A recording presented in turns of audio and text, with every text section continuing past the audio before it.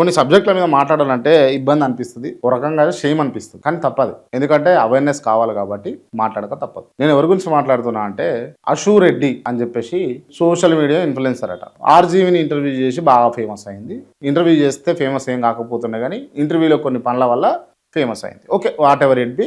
So అది జరిగింది. ఆమె రీసెంట్గా ధర్మేంద్ర అనేటటువంటి ఒక వ్యక్తిని పెళ్లి చేసుకుంటా అని చెప్పేసి 9.5 కోట్ల రూపాయల నుంచి తీసుకొని 5 కిలోల బంగారం తీసుకొని లగ్జరీ ఫ్లాట్లు కొనుక్కొని లగ్జరీ కార్లు కొనుక్కొని ఆయన చీట్ చేసిందట. ఆయనకు పెళ్ళయిందట. ఆయనకు పెళ్ళైన విషయం ఈమెకు తెలుసట. ఈమె చేసుకుంటా అని కూడా చెప్పిందట. సో లాగ్ చేస్తూ ఇప్పుడు పెళ్లికి చేతులు ఎత్తేసింది. సో చేతులు ఎత్తేస్తే వాళ్ళు కంప్లైంట్ చేస్తే ఈ విషయం అంతా బయటపడ్డది. ఈడ కొన్ని పర్యావసనాలు మనం గమనించాలి. అసలు ఆ ఇచ్చినటువంటి పర్సన్ లండన్ వాస్తవ్యుడట.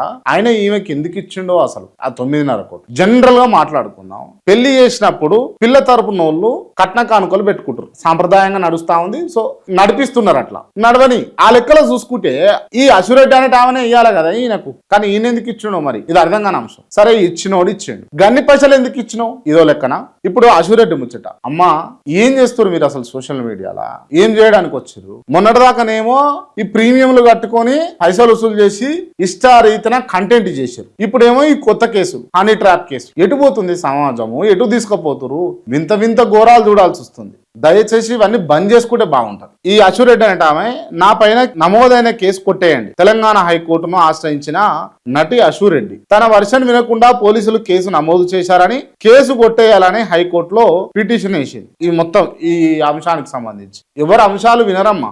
బాధితుడు చెప్పేటటువంటి అంశాలలో క్లియర్ గా అక్కడ ట్రాన్సాక్షన్ కనిపిస్తా ఉంది. నీకు అమౌంట్ ట్రాన్స్ఫర్ అయినట్టుగా, నువ్వు ఆయన దగ్గర డబ్బులు తీసుకున్నట్టుగా, నువ్వు ఆయన తీసుకునేందుకు పెళ్లి చేసుకుంటానని పెళ్లి చేసుకోలేదు. సో కేసు నమోదైంది. సరే కోర్టును ఆశ్రయించినావు. న్యాయస్థానాలు ఎప్పుడైనా న్యాయమే చేస్తాయి, ఎవరిని అన్యాయం పాలు చేయవు. Justice delayed but not denied అంటారు. సో న్యాయం జరిగేటోళ్ళలో ఖచ్చితంగా జరుగుతుంది, జరగాలని అయితే కోరుకుంటారు. జై హింద్.